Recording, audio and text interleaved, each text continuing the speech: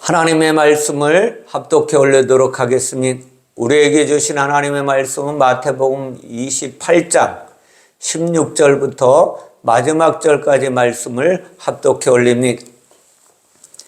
11 제자가 갈릴리에 가서 예수께서 지시하신 산에 이르러 예수를 배우고 경배하나 아직도 의심하는 사람들이 있더라. 예수께서 나와 말씀하여 이르시되 하늘과 땅의 모든 권세를 내게 주셨으니 그러므로 너희는 가서 모든 족속을 제자로 삼아 아버지와 아들과 성령의 이름으로 세례를 베풀고 내가 너희에게 분부한 모든 것을 가르쳐 지키게 하라. 볼지어다 내가 세상 끝날까지 너희와 항상 함께 있으리라 하시니라. 아멘. 오늘 본문의 말씀을 통하여 지상명령이라는 제목으로 하나님의 교훈을 함께 나누기를 원합니다.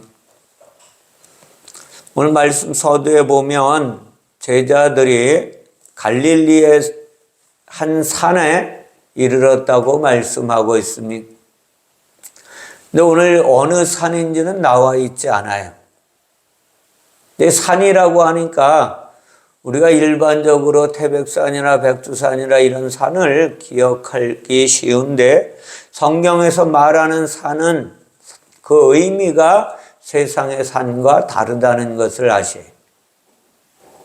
성경에서 말씀하시는 산의 교훈은 일어나다 세우다라는 뜻을 가지고 있습니다. 이것이 왜 일어나서 세우느냐? 죄를 속하여야 하기 때문에 죄를 속하고 일으켜 세운다는 하나님의 의도가 말씀 속에 담겨져 있습니다.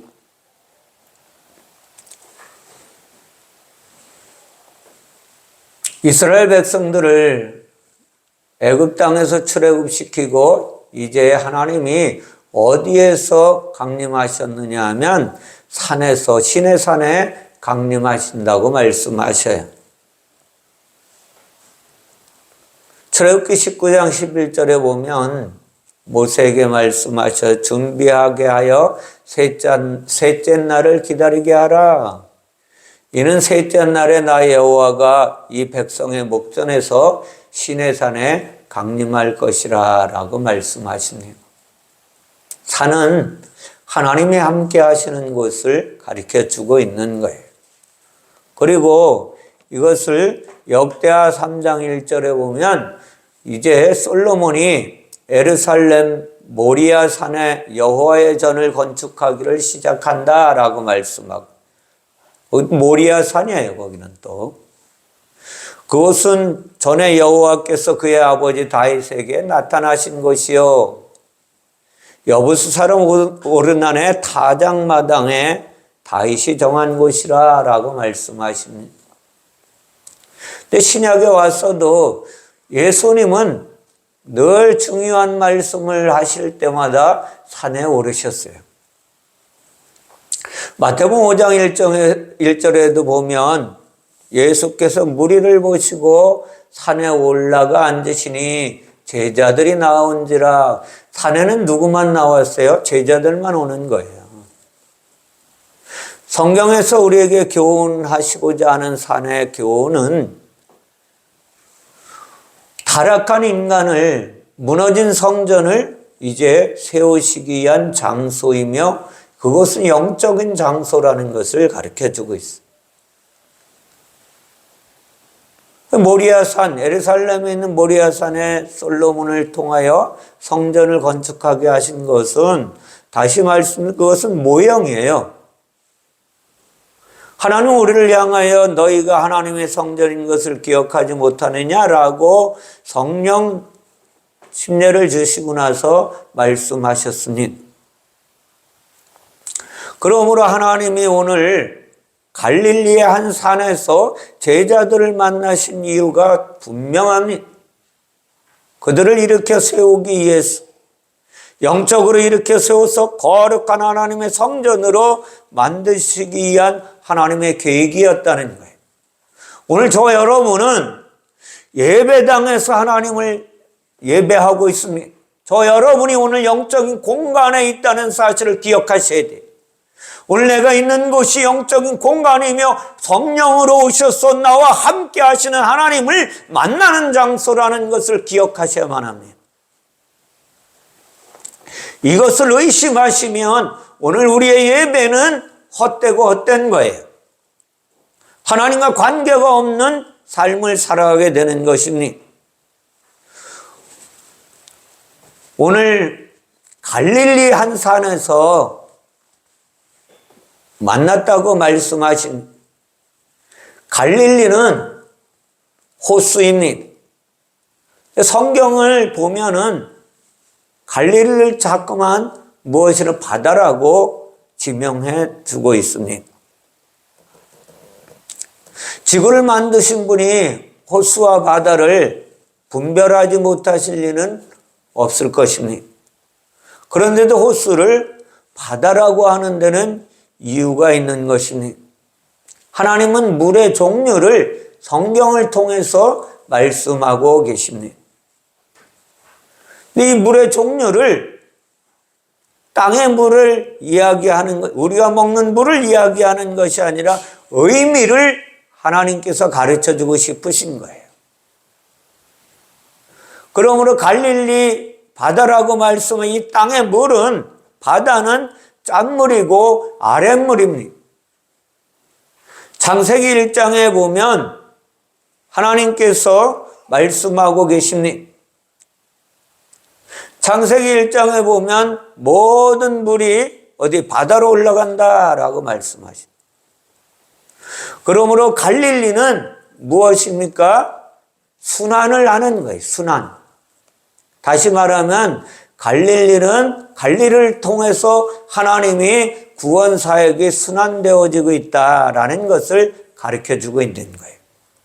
땅에서부터 하늘까지를 갈릴리로 표현하고 계신 것입니다. 자, 보세요. 물이 윗물과 아랫물로 성경에는 기록해 놓고 있습니다.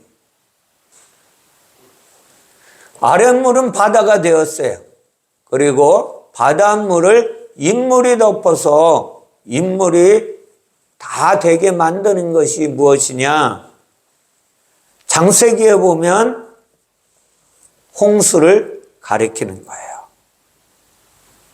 노아 홍수를 통해서 우리에게 교훈해 주고 있는 거예요. 우리가 보면 알죠? 자연 속에서도 물은 바다로 흘러갔다가 바다에서 다시 수증기가 되어서 올라가서 다시 또 땅으로 내려온 순환을 가르쳐 주고 있다는 거예요. 갈릴리는 하나님의 사역의 순환을 가리키는 것이 갈릴리예요. 이 물은 하나님의 말씀을 가르쳐 주고 있는 것이거든요. 말씀이 율법의 물과 진리의 물을 가리키는 거예요. 율법의 물이 갈릴리 바다이고 진리의 물이 하늘의 물인 것입니다. 즉 빗물을 가르쳐주고 있는 거예요. 말씀은 육체 예수가 되고 영의 그리스도가 되었습니다. 다시 말하면 말씀이신 하나님이 육체의 예수로 이 땅에 오시고 영의 그리스도가 되셔서 하늘로 돌아가셨어요. 그리고 다시 성령으로 우리 안에 내주하러 오셨습니다. 이와 같은 패턴에 주목하지 않으면 우리는 성경의 단어와 사건과 이름들에 현혹되어져서 하나님의 사역의 본질을 잊어버리고 말게 되는 거예요. 그러므로 갈릴리는 호수가 바다가 되고 다시 바다가 호수로 변하는 원을 가르쳐주는 거예요. 전도서 1장 7절에 보면 다음과 같이 말씀하고 있습니다. 모든 강물은 다 바다로 흐르되 그런데 바다를 채우지 못하며 라고 말씀. 강물은 어느 곳으로 흐르든지 그리로 연하여 흐르느니라. 영계와 물질계는 서로 순환하여 성경의 역사를 이루어가고 있다는 사실을 교훈해 주는 거예요. 누가복음 1장 26절에 보면 6째 달에 천사 가브리엘이 하나님의 보내심을 받아 어디로 오느냐? 갈릴리 나사렛 동네로 옵니다. 그리고 다윗의 자손 요셉아 하는 사람과 약혼한 처녀에게 이르되 그 처녀의 이름은 마리아라. 그에게 들어가 이르되 은혜를 받은 자여 평안할지어다. 주께서 너와 함께 하시도다. 아멘. 그럼 갈릴리는 성경을 통해서 갈릴리는 그저 이스라엘 백성이 살아가는 지역을 가리켜주는 것이기도 하겠지만 그보다 중요한 것은 갈릴리는 복음의 소식이 시작된 곳이라는 거예요. 그 복음을 완성시키는 것도 갈릴리예요. 그러므로 갈릴리에 있는 산은 노아의 방주가 도착한 아라랏산을 가리키기도 합니다. 아라랏 이름의 뜻은 우리가 보면 그냥 산의 이름인가 보다 그렇게 생각하지만 저주가 역정되어진 산이 아라랏산이에요. 다시 말하면 저주가 풀리는 곳이라는 거예요. 노아 홍수의 저주가 풀리는 곳이 아라랏산이에요. 고고학자들은 이러한 기록을 가지고 터키 어디쯤에 있는 아라랏산을 찾아서 헤매이기도 합니다. 성경의 지명은 하나님의 구원 사역을 이끌어가는 이야기예요. 이야기꾼이 중요한 것이 아니라 그들이 전하는 이야기, 그 알맹이가 중요하다는 것입니다. 아라랏산이나 모리아산이나 시내산이나 또 예루살렘산이나 감람산이나 변화산이나 겟세마네 동산이나 모두 같은 산을 가리켜주고 있는 것입니다. 똑같은 하나님이 역사하시는 무대를 표현해내고 있는 것입니다. 하나님이 일하시는 무대, 영적인 무대가 산이라는 것입니다. 갈릴리의 한 산은 율법의 모든 사역을 이제 끝내고 진리로 시작되는 산이에요. 그리고 율법의 모든 사역을 끝내는 곳이 갈릴리의 한 산입니다. 육체의 예수가 영의 그리스도로 변화하는 산이 갈릴리의 한 산이에요. 율법이 끝나고 진리가 선포되는 산이 갈릴리의 한 산이라는 것을 가르쳐주고 있는. 그러므로 굳이 산의 이름을 이야기할 필요가 없는 것입니다. 우리는 그 산이 어떤 산인지 알 수 있을 것입니다. 진리의 산이요 성령의 산이 갈릴리의 산이라는 거예요. 11 제자들이 예수께서 말씀하신 갈릴리의 한 산에 오늘 모였습니다. 12 제자이었었는데 가룟 유다가 그만 죽어버렸어요. 그리고 빈 자리를 가룟 유다인 유다 지파인 예수 그리스도께서 오늘 채워 놓으신 것입니다. 가룟 유다가 유대인이라면 유다 지파의 예수 그리스도는 다른 유대인이에요. 예수가 보혜사라면 성령의 다른 보혜사를 가르쳐주고 있는 것입니다. 우리는 이러한 표현이 이제 익숙해져야만 할 것입니다. 성경에서 우리에게 가르쳐 주시고자 하는 표현이 무슨 뜻인지를 깨달아 알아야만 됩니다. 열한 제자의 유대인 예수가 더해져서 12로 완성된다는 것을 이제 갈릴리 한 산에서 예수님과 11 제자가 만난 것을 우리에게 교훈해 주는 거예요. 부활의 예수께서 12번째 구성원이 되게 하여 가룟 유다는 퇴장시키고 예수께서 승천하시기 전에 다시 11명이 이제 승천하시면 11명으로 돌아가는 거예요. 그러나 염려 없습니까? 사도행전에 가면 12명을 채우려고 마띠아를 이제 제자들이 120문도가 마가의 다락방에서 기도한 후에 마띠아를 뽑아서 채워 넣습니다. 마띠아라는 이름이 무엇입니까? 그런데 마띠아의 삶을 보면 보보나마나한 존재라는 것을 느낄 수가 있어요.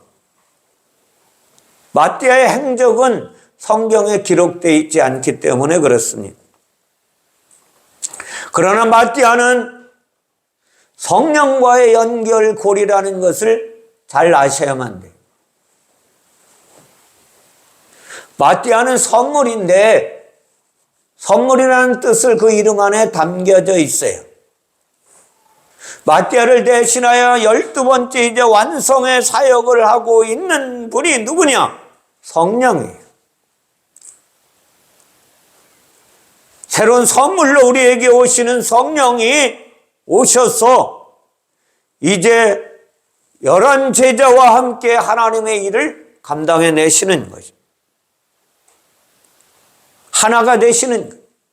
하나가 되셔서 하나님의 일을 감당해 내시는 것입니다. 성령은 다시 오신 예수 그리스도를 가리키는 거예요.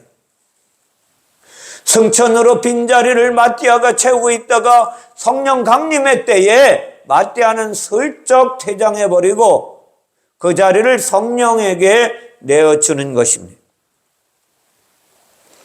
오늘 갈릴리의 11 제자가 갈릴리 산에 모인 것으로 구원 사역이 완성된다는 사실을 우리에게 교훈해 주고 있는 것입니다. 하늘과 땅의 모든 권세를 가지신 분이 예수 그리스도이십니다. 원문은 하늘 아니라고 말씀드렸어요. 원문은 하늘 아니라고 우리에게 교훈해 주고 있는 것인데 이것이 무엇입니까? 하나님이신 예수 그리스도는 부활하시고 성령으로 부활하신 그분이 이제 땅 위의 모든 권세를 가지고 계시다는 거예요. 어디에서? 하늘 안에서. 하늘 안에서 땅의 모든 권세를 가지셨다고 우리에게 가르쳐주고 있는 것입니다. 하늘과 땅은 성경의 맨 처음에 나오고 있습니다. 창세기 1장 1절에서 시작된 것이 하늘과 땅이거든요. 창세기 1장 1절에 보면 태초에 하나님이 천지를 창조하시니라, 이것을 해석해 보면 하늘과 땅을 창조하시니라 라고 말씀. 근데 이 하늘은 영이고 땅은 육이라는 것을 우리에게 가르쳐 주십니다. 하나님의 영은 하늘 안에 계시고 땅에는 안이 아니라 이에 계신 거예요. 땅이 굳어진 하늘을 가르쳐 줍니다. 육이 굳어진 영입니다. 그런데 하나님의 영, 그때 영 안에 육체 이에 계신 거예요. 다시 말하면 예수님이 대속의 죽음으로 하늘과 땅이 하나가 되게 만드신 분이 예수 그리스도의 사역이에요. 땅이었던 우리를 하나님과 하나 되게 만드시는 사역이라는 것이니 땅에서 하늘로 올라가는 길이 이제 어디에서? 갈릴리에서 열리는 거예요. 갈릴리에서 모든 사역을 다 이루신 그분이 이제 11 제자 앞에서, 수많은 사람들 앞에서 하늘로 올라가셨다가 다시 오시는 곳이 갈릴리입니다. 사망과 지옥의 문이 갈릴리를 통하여 열린 것입니다. 그 문으로 구원받은 영들이 하늘로 올라갈 수 있도록 하나님께서 문을 여신 거죠. 나는 양의 문이니 이 문에 들어가면 나가며 너희들이 풍성한 꼴을 얻게 될 것이라 라고 말씀하신 하나님이 이것을 이제 열어놓으신 거예요. 닫힌 문을 열어놓으신 것입니다. 이것은 야곱의 꿈에서 보았던 하늘에 오르는 사닥다리가 표현된 것입니다. 완성되었다는 것입니다. 예수께서 제자들에게 임하고픈 권세는 하늘과 땅이 둘인데 하나로 만나는 권세를 가르쳐 주는 거예요.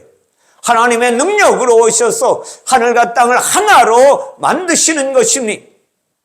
저 여러분을 오늘 갈릴리 산으로 안내하시는 예수님의 의도도 무엇이냐? 저 여러분과 하나가 되기 위함이에요. 하나님이 오셔서 저 여러분과 하나가 되고 권세를 완성시키신 하나님께서 내가 나를 영접하는 자, 곧 그 이름을 믿는 자들에게 하나님의 자녀가 되는 권세를 주셨으니 이는 혈통으로나 육정으로나 사람의 뜻으로 나지 아니하고 오직 하나님께로부터 난 자들이니라. 아멘. 다시 말씀드리면 11 제자들은 땅에서 난 것처럼 보이잖아요. 우리가 볼 때는 땅에서 사람 속에서 나왔으니까. 근데 그 영은 하늘에서 만들어졌다는 것을 아셔야 돼요. 그러므로 이제 하늘과 땅의 권세를 이임하시려고 하시는 하나님의 의도가 어디에 펼쳐져 있느냐? 갈릴리 산에서 예수 그리스도께서 11 제자를 올리신 것입니다. 사랑하는 성도 여러분, 오늘 본문에 보면 예수를 배웠고 경배하나 아직도 의심하는 사람들이 있더라라고 말씀하고 있어요. 오늘 이 시간에도 전국에 보면 수많은 교인들이 하나님을 찬양하며 예배하고 말씀을 듣고 있을 것이니, 그런데 그 중에도 하나님의 말씀을 듣고 하나님을 찬양하지만 어떤 자들이 있다는 거예요? 의심하는 자들이 있을 것이다. 의심하는. 하나님의 하나님 되심을, 하나님의 역사하심을, 하나님의 치유하심을, 하나님의 구원하심을 의심하는 사람들이 그 안에 있었다는 것입니다. 그럼에도 불구하고 예수님은 제자들에게 명령하시는 모든 족속에게 가라고 명령하십니다. 이스라엘로 가는 것이 아니라 이스라엘 밖에 모든 족속에게로 그들이 가야만 하는 것입니다. 이스라엘은 하나님의 통치를 받는 것입니다. 족속에라는 것은 이방인이에요. 이방인. 이스라엘이 이방으로 가야 한다는 것이, 다시 말해 하나님의 다스림을 받는 자들은 하나님의 다스림을 받지 않고 있는 이방인들에게 가야 된다는 것입니다. 그러나 역사적으로 이스라엘은 단 한 번도 이방인에게 간 적은 없습니다. 이방인에게 하나님의 소식을 전하려고 한 적도 없습니다. 그래서 하나님은 이스라엘 강제로 이방에 보내신 것이 구약에 야곱과 70명을 애굽으로 쫓아버린 거예요. 이렇게 하실 것이라는 거예요. 누가? 하나님이 그렇게 하실 것이다. 그래서 이스라엘 백성들은 포로가 되어 끌려가고 노예로 팔려가기도 했습니다. 이스라엘은 이방에 뿌려진 씨입니다. 이스라엘은 영이신 하나님의 통치를 받는 하나님의 백성이자 하나님의 아들들을 가리켜주는 거예요. 이방인은 하나님의 통치를 거역한 죄인들을 가리켜주고 있는 것입니다. 하나님께서 이스라엘을 선택하신 것은 이방인들을 구원하시고 싶었기 때문에 하나님의 의도는 이방인들을 구원하려고 이스라엘을 선택하신 것입니다. 창세기 46장 2절에 보면 그 밤에 하나님이 이상 중에 이스라엘에게 나타나사 이르시되 야곱아 야곱아 하시는지라 야곱이 이르되 내가 여기 있나이다 하며 하나님이 이르시되 나는 하나님이라 내 아버지의 하나님이니 애굽으로 내려가기를 두려워하지 말라 내가 거기서 너로 큰 민족을 이루게 하리라. 아멘. 그러나 정작 이스라엘은 이방인을 개취급하고 말았어요. 이것은 역사를 통해 이루어진 하나님의 사역이었습니다. 예수님은 역사를 통해 실패한 사역을 지금 제자들에게 복구하고 계신 거예요. 다시 세우기 위한 하나님의 사역이란, 오늘 말씀 가운데 찾아오신 저 여러분, 오늘 말씀을 듣고 계신 저 여러분들을 참 이스라엘로 세우기를 원하시는 하나님, 하나님의 거룩한 성전으로 세우시기 위하여 오늘 말씀하신, 그러므로 갈릴리 산에서 만나고 계신 것입니다. 오늘 예배하는 이곳이 성령의 역사하시는 장소가 된다는 사실을 기억하시기 바랍니다. 성령의 이끌림 받아 하나님의 말씀을 받지 않으면 누구든지 거룩한 하나님의 성전으로 세워지기는 힘든 것입니다. 이스라엘은 하나님이 친히 통치하시고 다스리시는 자입니다. 하나님이 다스리시고 통치하심을 받은 자, 곧 성령을 받은 사람을 가리키고 있는 것이 오늘 이스라엘. 오늘 성경을 통해 우리에게 교훈하시고자 하시는 하나님의 교훈입니다. 그러므로 로마서 2장 28절 29절에는 다음과 같이 말씀하고 계십니다. 무릇 표면적 유대인이 아니요 표면적 육신의 할례가 아니라 오직 이면적 유대인이 유대인이며 할례는 마음에 할지니 영에 있고 율법 조문에 있지 아니한 것이라. 그 칭찬이 사람에게서가 아니라 하나님에게서니라. 아멘. 오늘 저와 여러분들이 하나님의 말씀을 듣고 하나님의 칭찬을 받아내는 존재로 바뀌어야 된다는 것입니다. 혈통적 이스라엘을 초월해서 영적인 이스라엘을 오늘 만드시기 위한 하나님의 말씀이, 그리고 그 의심하는 자들 앞에서 예수님은 그러므로 너희는 가서 모든 민족을 제자로 삼아 아버지와 아들과 성령의 이름으로 세례를 베풀고 내가 너희에게 분부한 모든 것을 가르쳐 지키게 하라. 아멘. 영적 이스라엘은 12 제자로 시작된 성령을 받은 사람들을 이야기하는 것입니다. 그러면 당연히 이방인은 아직 성령을 받지 못한 사람들이죠. 이는 곧 표면적 이스라엘이 이면적 이스라엘로 전환되는 곳이 어디냐? 갈릴리의 산이에요. 오늘 주님은 이것을 사역하고 계신 것이, 이러한 사역을 주님이 성령으로 우리 안에 오셔서 하시기를 원하시는 것입니다. 성령을 받은 이면적 이스라엘에게 표면적 이스라엘을 구원하는 권세가 임되고 있다는 사실을 기억하시기 바랍니다. 구원받은 자가 이스라엘이요 아직 예수를 만나지 못한 사람이 이방인이라고 성경을 통해서 오늘 우리에게 교훈해 주고 있는 것입니다. 저와 여러분들은 구원받으셨습니까? 그러면 이면적 이스라엘이라는 것을 아셔야만 됩니다. 중요한 거예요.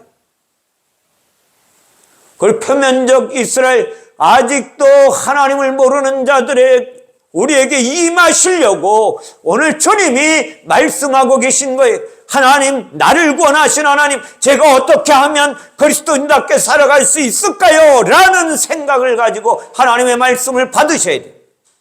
그 구원받은 자가 이스라엘이요 아직 예수를 만나지 못한 이방인들에게 하나님의 말씀을 증거해야만 하는 것입니다. 가서 설명하지 않도록 내 삶을 그렇게 살아야 되는 것이니, 내 삶을 통하여 하나님이 살아계심을, 하나님이 역사하심을, 하나님의 전능하심을 보여줘야 하는 것입니다. 오늘 주님은 이것을 우리에게 하고 싶으신 거예요. 저 여러분이 무슨 재주로 이 사역을 할 수가 있겠습니까? 하나님이 하시는 일이어야만 하는 것입니다. 하나님이 우리 안에 오셔서 일하시기를 소원하셔야만 됩니다. 하나님이 내 안에 오셔서 성령으로 역사하시고 주관하시고 인도하시기를 원하시기 바랍니다. 사도행전 1장 8절에 예수님은 마지막 승천하시기 전에 오직 성령이 너에게 임하시면 너희가 권능을 받고 예루살렘과 온 유대와 사마리아 땅까지 이르러 내 증인이 되리라고 말씀하셨습니다. 제자들이 이방인에게 가서 해야 할 일은 다시 말하면 성령 세례를 베푸는 것입니다. 그러나 오늘 이 말씀을 받을 때 아직 제자들이 성령으로 거듭나기 전이었습니다. 제자들이 성령을 받기까지 예루살렘을 떠나지 말라고 하신 말씀대로 그들은 기도하기 시작을 했습니다. 그리고 사도행전에서 그들은 오순절 날이 이름에 다 같이 한 곳에 모였더니 라고 사도행전 2장 1절에서 말씀하고 있습니다. 저 여러분이 이곳에서 성령의 기름 부음을 받아야만 하는 것입니다. 이곳에 예배 자리에 오시기 전에 기도해야만 하는 것입니다. 주의 성령으로 충만하게 되기를. 그리고 사도행전 2장 2절 4절에서 호련히 하늘로부터 급하고 강한 바람 같은 소리가 있어 그들이 앉은 온 집에 가득하며 마치 불의 여처럼 갈라지는 것들이 그들에게 보여 각 사람 위에 하나씩 임하여 있더니 그들이 다 성령의 충만함을 받고 성령의 말하게 하심을 따라 다른 언어들로 말하기를 시작하니라. 사랑하는 성도 여러분, 아버지와 아들과 성령의 이름으로 세례를 베풀라고 오늘 말씀하고 있습니다. 제자들은 예수께서 당부하신 대로 세례를 베풀었는데 사도행전에 보면 예수 그리스도의 이름으로 이들이 세례를 베풀었다는 사실을 가르쳐주고 있습니다. 사도행전 10장 47절에서 48절에 보면 사도 베드로가 이르되 이 사람들이 우리와 같이 성령을 받았으니 누가 능히 물로 세례 베품을 금하리요 하고 명하여 예수 그리스도의 이름으로 세례를 베풀라 하니라. 그들이 베드로에게 며칠 더 머물기로 청하니라. 아멘. 베드로는 성령을 받은 사람에게 세례를 베풀었습니다. 물로 세례를 물세례를 베풀 때에 선포하기를 예수 이름으로 세례를 베풀라고 선포합니다. 사도행 19장에 가면 19장에도 이제 누가 세례를 베푸는 장면이 나오냐, 사도 바울이 이제 에베소 교회를 향하여 가서 세례를 베푸는 말씀이 나와 있습니다. 19장 4절에 보면 바울이 이르되 요한이 회개의 세례를 베풀며 백성에게 말하되 내 뒤에 오시는 이를 믿으라 하였으니 이는 곧 예수라 하거늘 그들이 듣고 주 예수의 이름으로 세례를 받으니 바울이 그들에게 안수하며 성령이 그들에게 임함으로 방언도 하고 예언도 하니 모두 12사람쯤 되니라. 아멘. 오늘 우리에게 말씀하신 하나님의 교훈이 뭐예요? 11제자와 함께 어디에서? 갈릴리 산에서 말씀하시는 이 말씀이 사도행전에서 완성이 되어 갔습니다.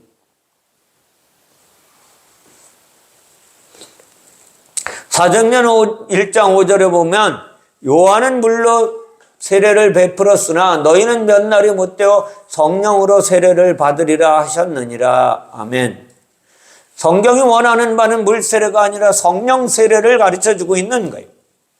여기서 말하는 물세례는 강물이나 바닷물의 세례가 아닙니다. 물은 말씀을 가르쳐주는 것입니다. 주님께서는 서신서에 내가 말씀으로 너희를 낳았느니라 라고 말씀하고 계십니다. 율법을 따라 육체를 정결하게 하는 의식이 세례였습니다. 그런데 율법은 예수를 죽여버렸어요. 예수의 몸에서 물과 피가 쏟아져 나왔습니다. 그 물과 피라야 죄가 씻어집니다. 여기까지가 요한의 물세례입니다. 요한은 율법이 정한 마지막 선지자라고 성경을 통해서 우리에게 가르쳐주고 있습니다. 율법은 그러므로 요한까지가 율법이고 예수 그리스도서부터 이제 진리와 복음이 되는 것입니다. 그러므로 요한의 물세례는 마시는 물세례가 아니라 율법을 따라 예수를 죽이는 십자가에서 완성되는 것입니다. 십자가에서 물과 피를 흘리신 거예요.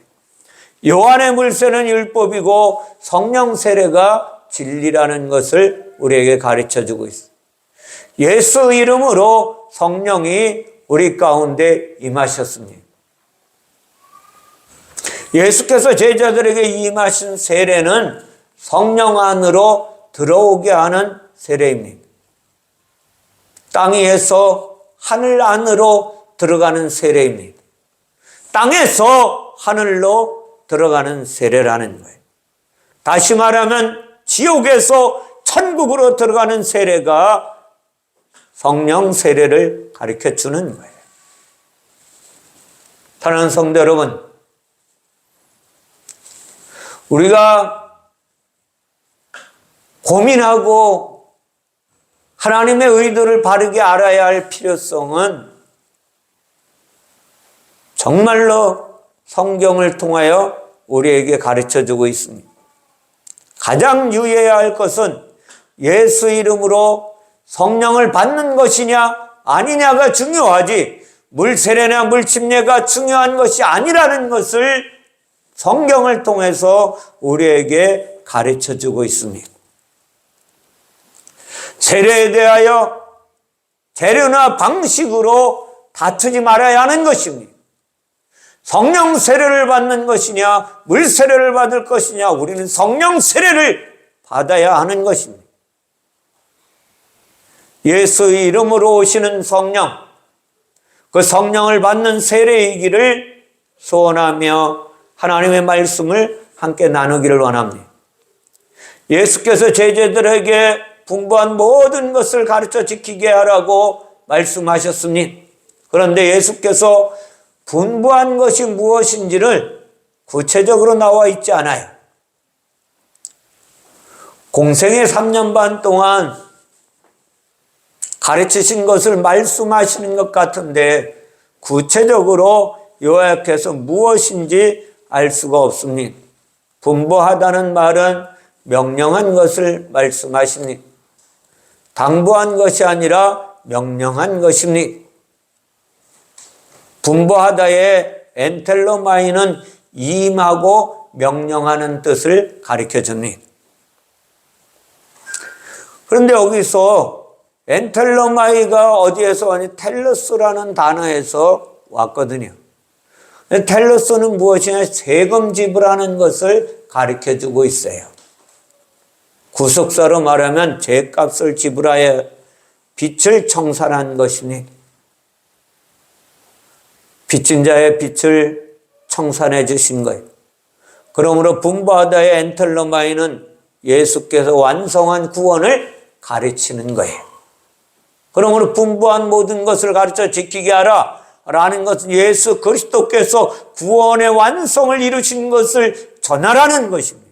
예수 그리스도가 하나님으로서 하나님의 사랑을 우리에게 실천해 내신 것이 어디 십자가에서 죽으심으로 말미암아 하나님의 사랑을 완성시켰다는 사실을 가르쳐 지키게 하라는 거예요. 사랑하는 성도 여러분,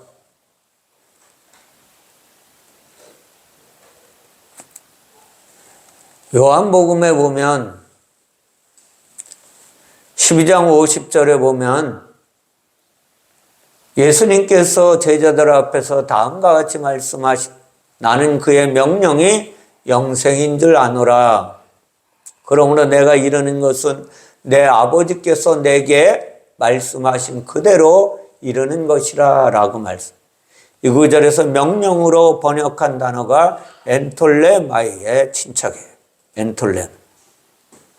하나님의 명령은 영생이라는 것입니다. 하나님께서 아들 예수에게 명령하시고 완성하신 것이 구원의 영생이 분부한 것이고 명령인 것을 오늘 말씀을 통해서 우리에게 가르쳐주고 계십니다. 구약의 다음과 같이 말씀하십니다. 구약의 시편 133편 33절에 보면 헬몬의 이슬이 시온의 산들에 내림 같도다. 거기서 여호와께서 복을 명령하셨나니 곧 영생이로다. 아멘. 어디서? 헬몬의 이슬이 시온의 산들에 내림 같도다. 거기서 여호와의 복을 명령하셨나니 곧 영생이니라. 산들에 내림 같도다. 오늘 하나님께서 명령하신 복이 영생이라고 신구약에서 말씀하고 계십니다. 영생을 얻으려면 구원을 받아야만 합니다. 죄값을 다 지불해야 구원에 완성되는 것입니다. 예수께서 죽기 전에 마지막으로 하신 말씀이 다 이루었다라고 말씀하셨으니 다 이룬 것이 텔로마이이고 십자가에서 자신의 생명으로 죗값을 지불한 것을 다 이루었다고 표현해 내신 것입니다. 예수의 이름의 뜻은 구원입니다. 그러므로 예수가 대속의 값 지불이고 구원이고 영생을 가르쳐 주는 것입니다. 예수를 아는 것이 구원이요 영생입니다. 예수가 하나님이신 것을 알고 우리 마음판에 새겨야 된, 그리고 그 예수 그리스도가 하나님 아버지이시고 그분이 성령으로 우리 안에 오셔서 우리를 다스리시고 통치하시고 영생의 나라로 인도하시는 분이심을 기억하셔야만 합니다.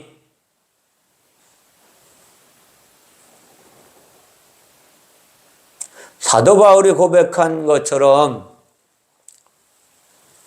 예수 그리스도의 십자가에서 못 박힌 것 외에는 내가 다른 것을 알기를 원하지 않는다. 아무것도 우리가 가르쳐 지키게 할 것은 없다고 표현해 내는 것입니다. 예수께서 세상 끝날까지 제자들과 항상 함께 하시겠다고 약속하신 끝날, 이것을 가지고 이제 다시 오실 메시아라는 것을 신학에서 만들어냈네요. 끝날 신텔레레야라는 이야기인데 이건 역시 텔루스의 친척인, 다시 말하면 완성을 가르쳐주는 거예요. 죄인의 죄값을 다 지불되는 것이 완성입니다. 세계 3차 대전이나 핵전쟁 같은 인류의 종말을 말하는 것이 아니라는 거예요. 죄인에게 있어서 끝날은 회개하여 자아가 죽는 것이 끝날입니다. 성령을 받아서 새롭게 살아가는 것이 끝날이에요. 마지막 날입니다. 오늘 마지막 날에 주님께서 주의 성령으로 부어주시겠다고 약속하신 것입니다. 즉 성령으로 거듭난 사람 속에 들어오셔서 항상 함께 하시겠다고 약속하시는 것입니다. 영원히 함께 하시는 것이고 이것이 임마누엘의 하나님의 사역입니다. 우리 인간은 할 수가 없는 것, 하늘과 땅의 권세가 성취되는 날입니다. 처음 하늘과 처음 땅이 사라지고 새 하늘과 새 땅이 임하는 것입니다. 그것이 세상 끝날입니다. 죄악된 옛사람이 죽고 거듭나 하나님의 아들로 태어나는 날이 마지막 날입니다. 이것이 세상 끝날이라는 거예요. 죄악된 옛사람이 죽고 거듭나 하나님의 아들로 태어나 새하늘과 새 땅으로 변화시키는 하나님의 사역을 가르쳐주고 있는 것이죠. 하나님의 아들로 거듭나면 하늘에서 성령이 임하십니다. 성령과 혼인이 되면 영원히 하나님과 함께하는 임마누엘의 삶을 살아가게 되는 것입니다. 임마누엘은 뭐예요? 하나님이 나와 함께 하신다는 것입니다. 하나님이 무엇으로 나와 성령으로 오셔서 나와 함께 하시는 것입니다. 예수께서 주신 지상 명령은 우리가 땅에서 죄인으로 있다가 구원받고 성령을 받으면 끝나는 것입니다. 로마서 6장 21절에 너희가 그때 무슨 열매를 맺었느냐? 이제는 너희가 그 일을 부끄러워하나니 이는 그 마지막이 사망임이라. 그러나 이제는 너희가 죄로부터 해방되고 하나님께 종이 되어 거룩함에 이르는 열매를 맺었나니 그 마지막은 영생이니라. 아멘.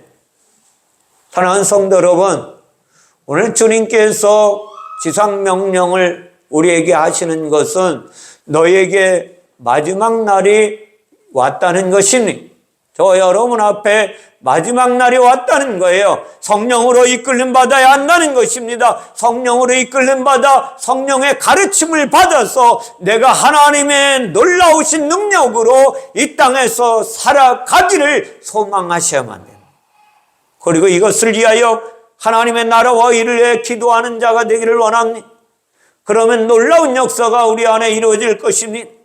사랑하는 성도 여러분, 오늘도 살아계신 하나님께서 성령으로 예배하는 저와 여러분의 삶을 통치하시고 다스리시고 인도하시는 삶이 저와 여러분의 삶 가운데 펼쳐지어야 한다는 것을 오늘 하나님을 통해서 우리에게 교훈해 주고 있는 것입니다.